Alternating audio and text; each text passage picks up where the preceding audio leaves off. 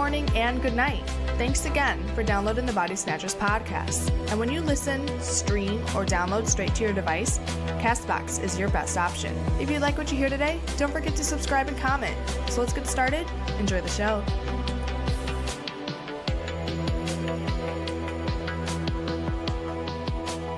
All right, guys, good morning, good night. Thank you for choosing the Body Snatchers podcast. If you guys are new to the channel, please subscribe. Head over to bodysnatchersmedia.com. I'm joined today by Gia. She's finally back. Gia, say hello. Yeah, I've returned from my being away at training and then going to conventions. So, well, actually, I go to another convention next weekend, but me. Gia's lying. She was over at Area 51 rescuing aliens like she normally I does. was, to make sure y'all can't clap cheeks. Whoa. I thought the mission was to go and help them, and once we found out they were attractive, to then clap cheeks. I'm saving them from all the Kyles. Yeah, I'm definitely trying to go clap some alien cheeks. It's so stupid. Okay, it's stupid now until you see all these alien babies running around with cool psychic powers and such. Oh, Like was it the Starjammers or whatever from X-Men? the world would literally end. There's more worlds. We'll go to their world. Oh, okay. We'll start anew. We haven't even been back to the moon since the last time we went. You really think that's going to happen? This is there was nobody out there. Nothing but a bunch of old Transformers that came down and started destroying everything. Oh. Not nice. Yeah, we don't want those kind of aliens. we want the Chila kind. Boy, let me tell you, Chila from that Broly movie. Oh my God. Well, as we're not here to talk about Broly and we're here to talk about Stranger Things season 3. Gia, ask me how I like my green eggs and ham. How do you like your green eggs and ham, Tino? Chila. I hate you. Boy, she got cheeks for days. All right, okay. So today we thought it would be fun to talk a little bit about Stranger Things season 3. I loved this season like I love every other season. Gia, how about you? You powered through it pretty quick, didn't you? I did. I started watching it when I came back from Anime Expo, and then there was like 2 days where I couldn't really watch it because of class and just Bran being crazy. But I went through and I binged the last 4 episodes. Probably about 2 days ago. It was pretty good. Okay, all right. So, yeah, there's like a lot of different stuff going on in this season. I think the most evident thing that's like happening is the fact that, you know, all the kids are like now hitting puberty and they're kind of like in that awkward, some of them are preteens, some of them are kind of full-blown teenagers already, or at least they're trying to be. You know, hormones are all over the place. There's separation occurring like within you know, their group. You know, they're kind of going different ways, and it's not that they want to hurt one another, but they're becoming different people, you know, and some of the people in the group are you know, really excited about that, you know, like, hey, let's go out, let's, you know, just live life, you know. And then there's others that are different, like Will, for instance. You know, he's so big into his Dungeons and Dragons and the group being together, and, you know, he doesn't take very well to everybody kind of slowly, you know, doing their separate thing, or the guys being more infatuated with girls than they are playing Dungeons and Dragons and so forth. And that actually hit really close to home to me, because I definitely felt that that's something that you know, just kind of happens. You know, you guys like maintain your friendship as you grow up, but it's never quite the same because people go on to different things. They change, you know. I don't know how you took that. No, I mean, it's just the same thing you see with any kids, any time period. There's always the ones that start moving on to, you know, letting their hormones take over. And then there's other ones that are just like, well, I really like this one thing. And I think that dynamic between them like kind of hurt a little bit because, yeah, like, for instance, you can still, and you know, obviously, like, looking back, this is like, as an adult looking back, you can definitely still make time for your friends and not be, you know, an asshole. But and then still have time for females or males depending on what, you know, you're into. Like, so I kind of really felt bad for Will, because he was just trying to, like, he was trying to bring some normalcy back into his friendship, like his group, and they were just like, and you know, they could have been like, we're not really into playing Dungeons and Dragons right now, but then they kept just being an asshole to him. So when he flipped out and he was like, nah, F you guys, and ran off into the woods, then they were like, oh crap, we actually hurt his feelings. Yeah, you know, because they were only thinking about one thing, and it makes sense because I've been on both sides of the fence. You know, I've had, you know, your best childhood friends kind of, you know, disappear for a girl, you know, who, you know, it might be completely ridiculous at the time and looking back, you know, whenever that little love swing has has failed them, as it usually does at a young age. But yeah, I just, you know, I know it's like that weird separation, and also to, you know, kind of move away from somebody, you know, where they're hitting you up and they're like, hey, let's, you know, play that video game, or, you know, maybe not even that. I mean, even as kids, like, let's go link our Game Boys up at the park. And I'm like, yeah, that's cool and all, but I'm going to go hang out at this girl's house and watch movies I never heard of that sound terrible because I think I might get laid afterwards. I remember being that like 14, 15-year-old kid. So I don't know. It was just interesting to me, and hit kind of close to home. And, you know, one of them in particular was the Mike and Elle situation, like where they were just locked lips 24/7. Right. That one didn't bother me as much just because they kind of focused on that one and brought Hopper into the situation and made it what started off as being, you know, a very funny thing, you know, easy to make, you know, memes out of and just hilarious. But when it came full circle and came to the end of the series, the gravity of, you know, what happened, without giving away any spoilers or anything, it became this very sad yet beautiful type of thing that it evolved into. I really liked that small separate story that they kind of put within the story. Oh yeah, definitely. I can agree with that. Yeah, so that's kind of where I was at with that. Now, just kind of jumping into, you know, more meat and potatoes type things, because, you know, we're just talking about story elements and stuff of that nature. I really I didn't think I was gonna like it. In fact, at first I thought it was kind of corny, but it did grow on me. So as you guys all know, if you've seen, you know, the events of season 1 and 2, there were scientists that had the lab going that had to do with, you know, the creation of Elle to some degree, you know, and her sister and the other people who, you know, were mentioned with that we've never seen. And also, you know, kind of breaking into the upside down place, that barrier between worlds, if you want to call it that, which that's pretty much what it is. And in this one, for reasons that I didn't really see. Maybe you did, Gia. Like, everything seems kind of to be speculation, but the Russians come to town and they're trying to like break into it. And I thought that was just kind of sloppy writing at first, or just seemed too corny for me. But as the series kind of powered through, I was like, you know what? Actually, this fits. I'm really feeling this. Well, for me, like I assumed that it would probably be a thing at some point just because they were building up to it.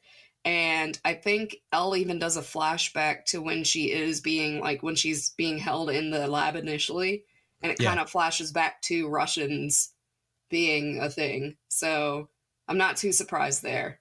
I Okay. was a little bit surprised that they were just like buying up land and immediately opening up a second portal less than a year later Right. in the middle of town. Yeah, no, that definitely worked out.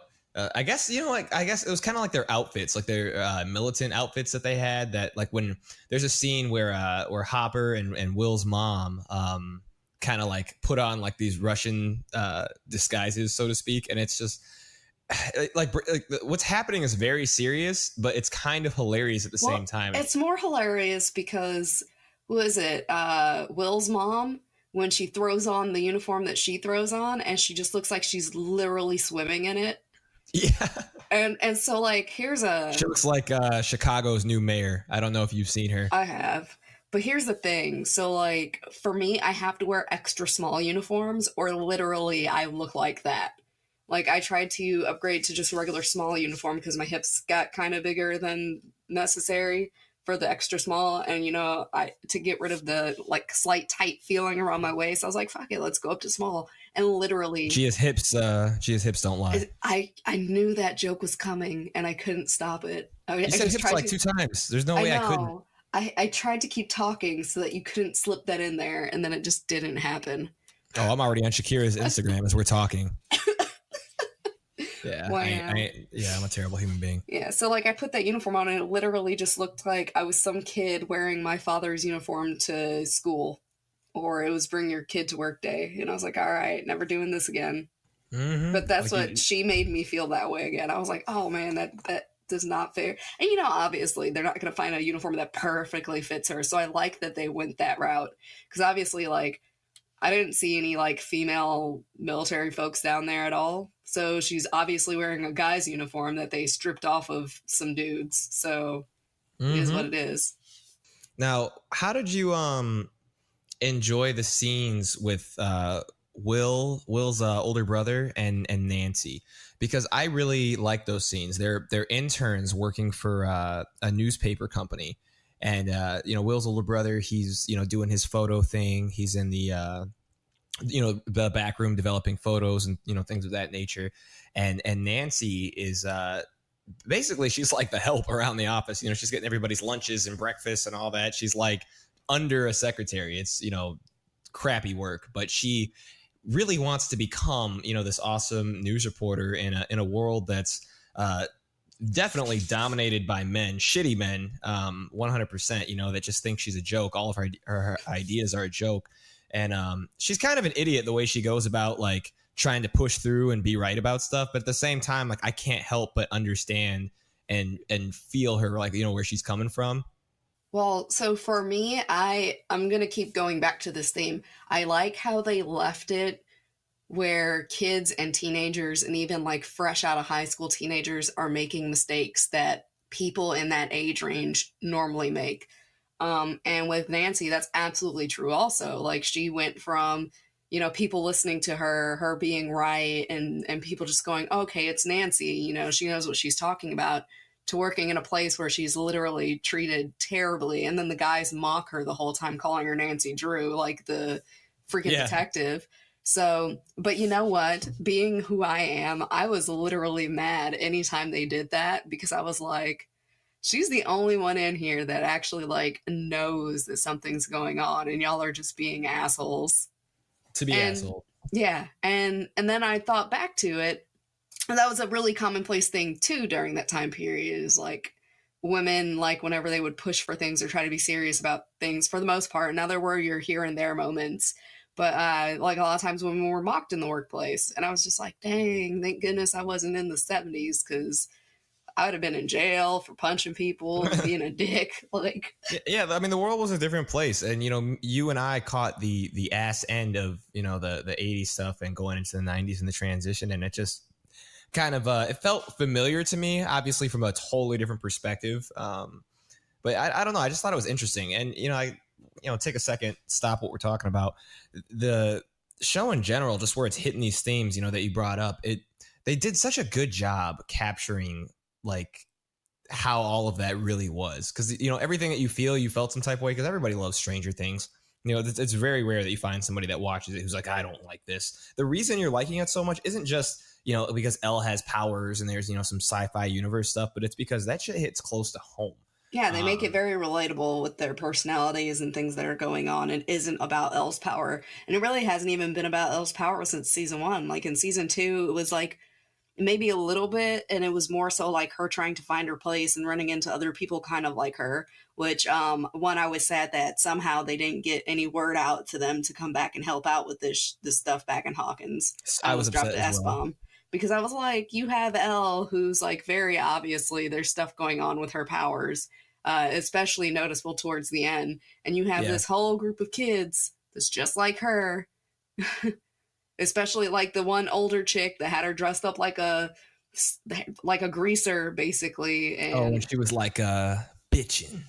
oh yeah, and she had her like hair slicked back and wearing her leather jacket and stuff. And I love that. I absolutely loved that. Yeah, and I feel like that was another person that could have been helpful there, but it's like that might be a trump card for season 4, though. Maybe. Speaking of, did you watch through after the last episode through the credit scene? The initial one that popped up? Yeah, Sweet. absolutely. So there's a lot of speculation there, but I don't want to talk about it at all, just because anything we say would be like way too major of a spoiler. However, if you haven't finished it, 100% wait for the credits to end as if this was like a Marvel movie, because there are you kind of get closure, but I mean, it really leaves you on the edge of your seat wondering, okay, well, what's going to happen? What happened? There's a lot of things that are like kind of answered, and it's just, you have to see it. It's not one of those things you should read about or whatever. Yeah. And like, you'll know which ending scene is the one we're talking about, because literally it'll just like, it'll be a black screen with some snowfall and the credits running. Because when I looked at it, I was like, that's different. So I started like fast forwarding through it, and then it took me to like the in between season 3 to season 4 scene. Yes. the bridge, if you may. Oh yeah. Now I want to switch up gears a little bit.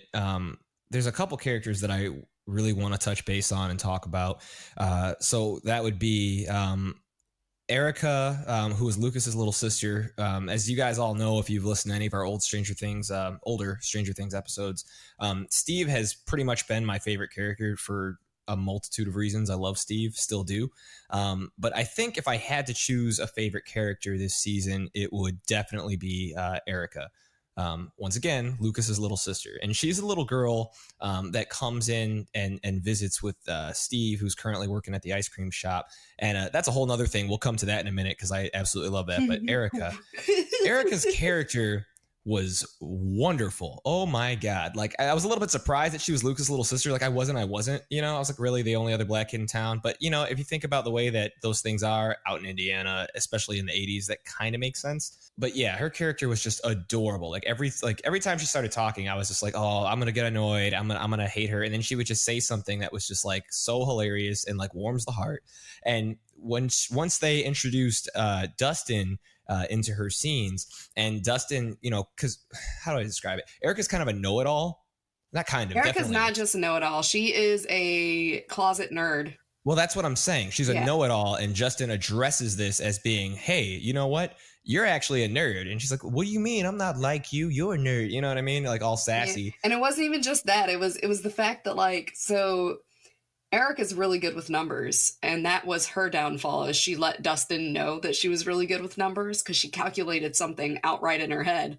And then Dustin is just like, hey, bro, you a nerd. And she's like, I'm not a nerd. And he's like, oh, I bet you are. And then he starts going into all these reasons, like the very first one obviously being the math. And she's like, well, obviously you just heard that I'm good at math. And then he lists off 2 other reasons and then goes into a whole explanation why the very last reason makes her a nerd.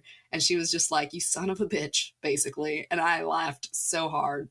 Because that hits close to home for some people. It's funny because I felt myself being Dustin in a lot of situations where I have, friends where I know that they're nerds, but they don't know. Like they're closet nerds, like they make fun of, us for being adults and enjoying Pokemon still and video games and whatever, this whole podcast in itself.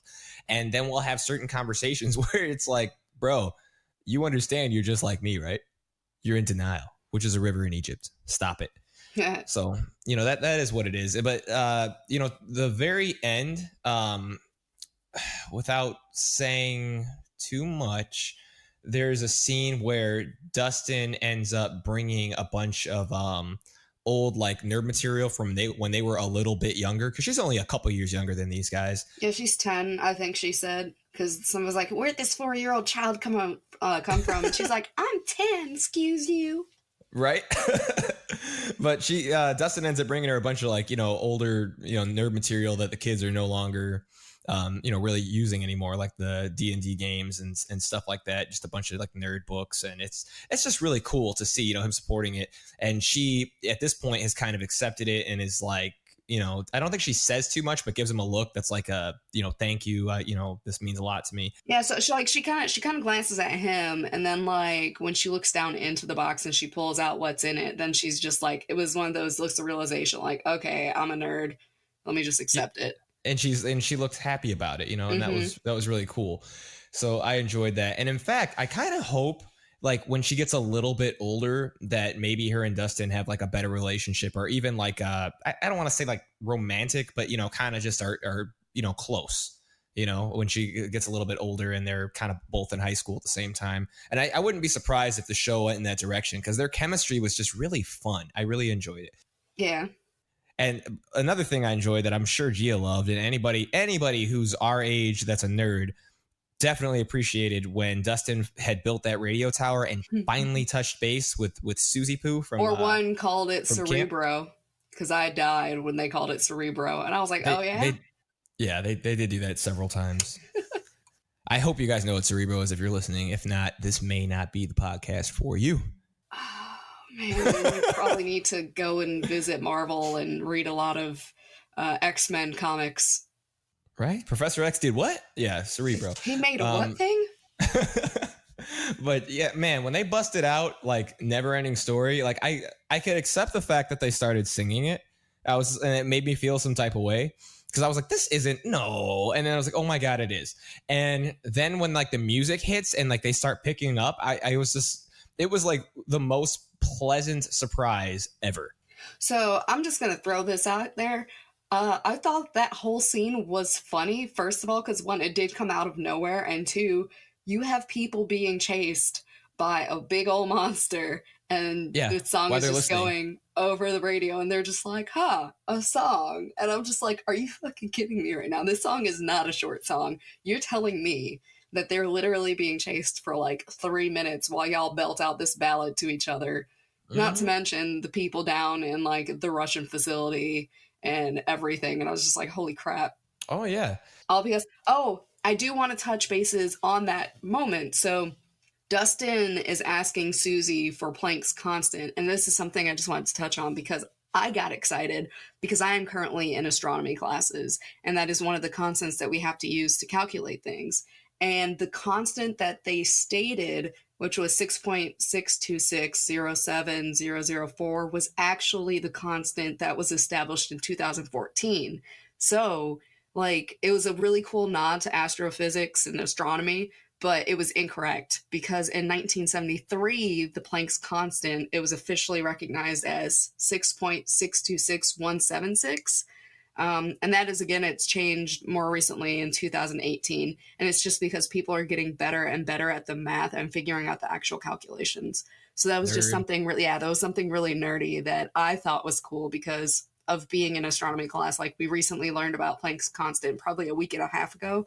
So for me, when I heard that, it was different than what we're currently learning in class. So I went and I asked my instructor and I explained to him the scene or whatever. And he was like, see, it wasn't even that in 1973. And that's how that all came about. I might as well add to this. Me also being a nerd, but of the different spectrum. I noticed right away, like probably one of my biggest issues with that was when they were singing, because it's dual voices going. Those radios in the 80s were not designed to do that. So therefore, only one of those voices could have been happening at one time. So the way that I take it is either A, they were both singing and we only heard Dustin's voice, or B, they were both singing and Susie was singing as well, but like just for the sake of the show, like they decided to allow us to hear it. I believe this because afterwards, Dustin makes a statement and says something like, "They're for your ears only, Susie." Which leads me to believe that, like, okay, yeah, we heard the whole thing, but obviously, he was the only one singing, and that's why he keeps getting made fun of because nobody really brought up the fact that she was singing with them or anything of that nature. Well, I could see that, but I could also see it as being like, obviously, because they're not going for 100% accuracy in this show, that maybe they did hear, but they were still just like on the point of making fun of him because, she got him to sing that song. Because the whole time they're like, I refuse to believe that. For me. Because if that's what happened, then that means that the inaccuracies are too strong and I can't watch this show anymore. You're a liar. I'm a truther. That's a Drake and Josh nod. I don't know if you ever watched that show on Nickelodeon. I did. I ain't calling you a liar. Well, I ain't calling you a truther.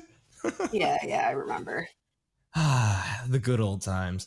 Okay, so getting to the fun stuff, really there's only a few other characters I want to talk about, which would mostly be Steve and Billy. And I'm kind of glad they didn't interact in this one. Just because, being a huge Steve fan, like he did come back and do the best he could with what he was dealing with Billy for season 2. I mean, because that was a whole lot, for anybody to deal with. Getting his ass whooped so much. He came back, okay, and he folded Billy, who is a freaking muscle brown testosterone freak of nature. Yeah, that's true. He did the best he could. I'm not mad at Steve. I did the best I could. Dustin made fun of him all. My best. Stranger Things, the whole season 3, the whole time by stating, "Have you ever actually won a fight, Steve?" Leave Steve alone. But when Steve got his job at Chips Ahoy, oh my God. It was funny, it was relatable, it warmed the heart, and it was kind of cool because you're looking at somebody who was like on the upper echelon of high school who for reasons wasn't able to go away to college, and I like that they brought up Purdue, which is in Indiana, just to kind of keep the story strong, but he has college students that come to his shop to buy ice cream, and they're girls, and he's trying to do his thing, Steve the hair, to talk to these girls, and they're not going because they're like, look, you're just a loser now, is kind of where they were taking it. They're like, you hang out with kids and, you work at the ice cream shop, you make no money, you're not going to college. I mean, you're a loser. And that kind of hit me close to home because I went to community college myself. So, I mean, I know what it feels like, when you're talking to people who, think they're better than you because they're now spending crazy amounts of money going to a university where they're going to end up probably being a manager of that ice cream shop someday. So, that's how that goes. But it was great. And the ice cream, they made a banana split where they made it look like a sailboat because he has this stupid little sailor suit on the whole time. Like that's the theme of the ice cream shop. Scoops ahoy! Like, ahoy!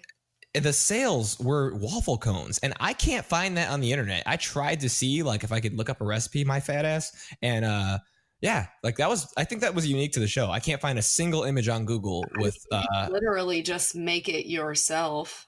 I know that, but I wanted to see an example, and I'm telling you, it doesn't exist outside of Stranger Things. Well, that's like cool. You can find both. I have faith in your creativity to make this thing.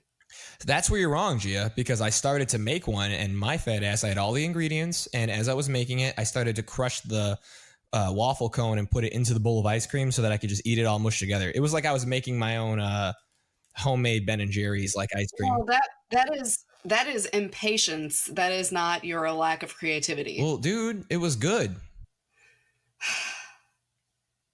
I hope my sigh was picked up.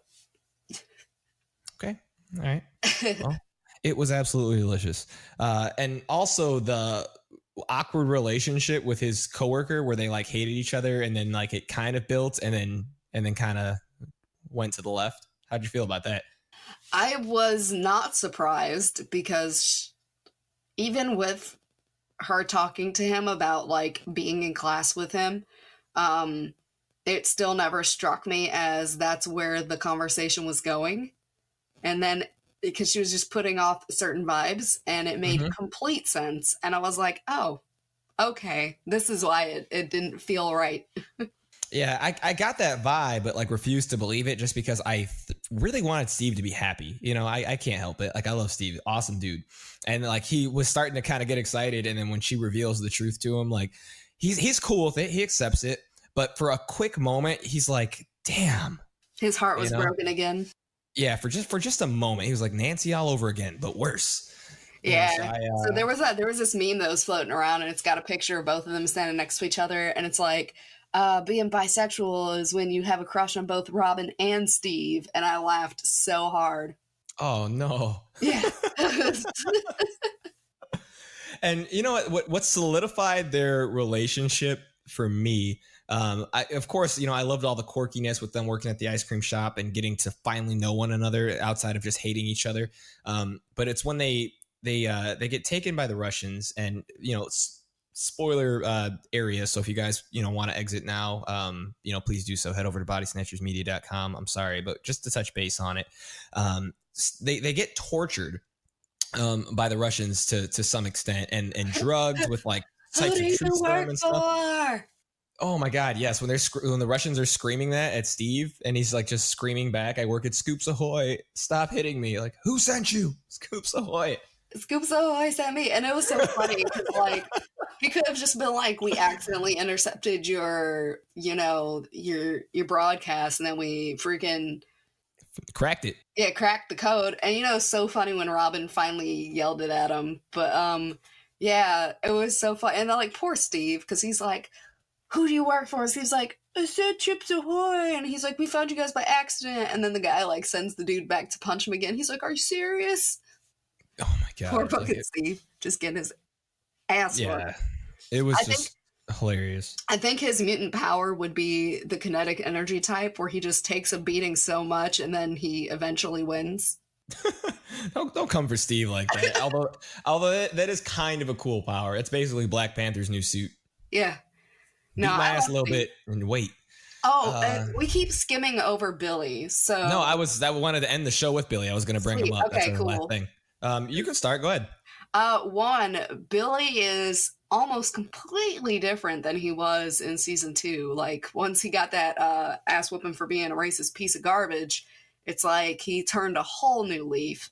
And I was actually, so Billy ends up being, because we're on spoiler train now, right? Like we already broke that spoiler barrier. Yeah, we can talk about some stuff. Yeah, he's basically the bad guy at this point because he is the first person to get taken over by the Mind Flayer after Will, basically. So Will still has like a slight connection, like he can feel when it's around, but he's not under its control anymore. And Billy just kind of gets. Now, to be fair, I thought it was the perfect karma train because he kept hitting on Mike's mom. It was Mike's mom, right?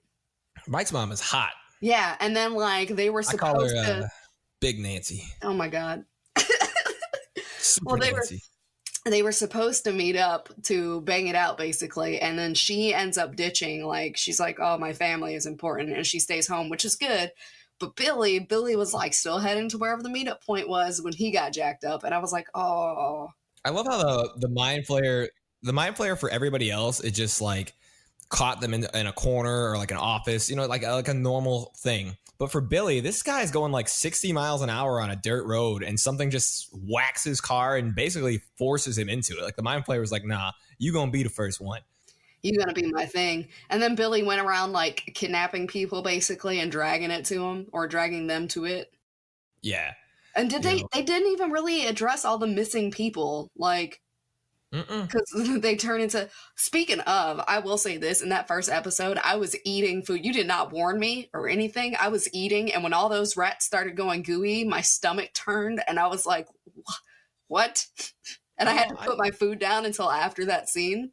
I was eating, speaking of the ice cream backtrack.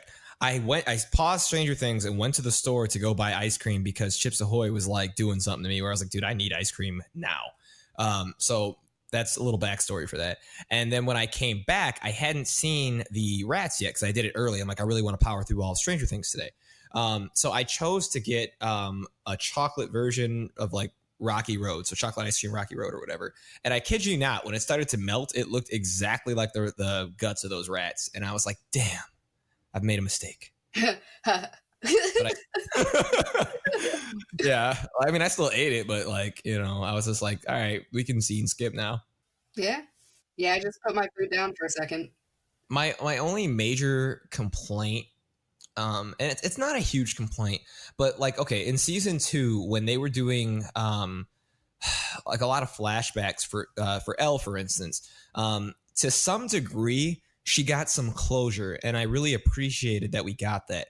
I thought that we were going to get that with Billy because when they went to, you know, that dark place in his mind, and showed images of his mother and what actually happened that day and how his father is, you know, a POS and everything. I mean, we already knew his father was a POS, but yeah, it showed how his mom disappeared.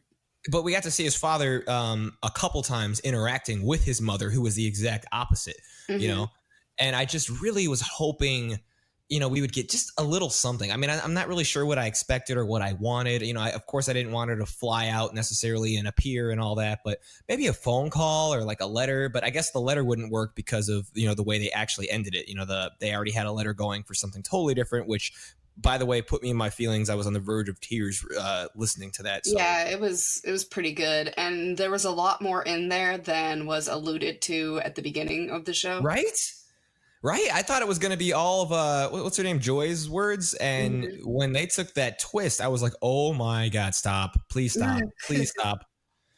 And you know what is an interesting fact is Millie, the character that, actress that plays Elle, she, when she read that, like she was in like actual tears. She was moved so emotionally, like, and they did it in one take. Mm-hmm. And I didn't catch that. She was on her Instagram talking about that. I thought that was powerful, you know, like that they had such a strong connection. So what they're doing that, like, you know, you really got to see what's, you know, actually happening on screen. It wasn't forced. It wasn't fake. She wasn't thinking about something sad. Like she was for real, like moved, you know, and that's really all I want to say about that. I know we're hitting spoilers, but I just feel like it would be a total disservice to ruin that for anybody. Well, of course, I'm not going to talk about exactly what was said or what it's in reference to. That is a moment that people are just going to have to get hit like a truck in the feels. Oh yeah. So, I mean, I feel like we've kind of touched base on pretty much everything we wanted to outside of that damn scene with what was it, the Slurpee, the cherry and the strawberry. Dude, the whole interaction with Alexei was the best. It was. Especially when Joyce yells. So there was a few key moments where Joyce just yells at people, and I was dying because I was like, that's how it feels with me, and Bran won't listen, and I tell him like 3 times to do something and he keeps going, so then I just lose my proverbial shit. And that's exactly Joyce in all those situations. And one of them was yelling at Alexei, and then a little bit later it was Jim harassing him because dude really wanted a cherry Slurpee and there weren't cherry Slurpees, so Jim got him a strawberry one. And that whole scene and interaction was so good too, because he They're allowed not the same. him, yeah. But I also like strawberry. Yeah. He What says, an asshole. What did he say? He says strawberry's fine. Or he likes strawberry too. I think that's what was said.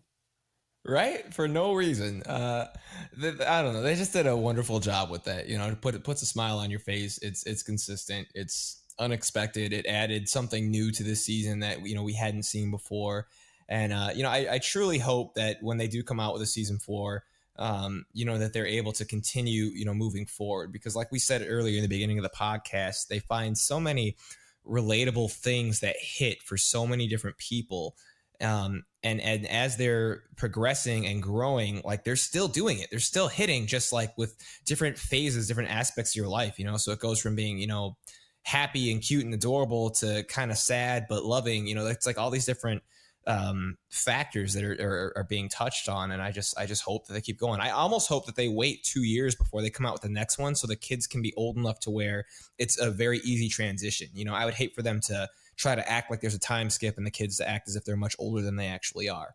So, well, I feel like that won't be too hard. And plus, I mean, kids in that age range do tend to grow really quickly. Like, for instance, Bran right now, even between like last year and this year, he's like put on 6 inches. And yesterday we were walking somewhere and he was just so tall next to me. And it's moments like that I realize kids just grow ridiculously fast.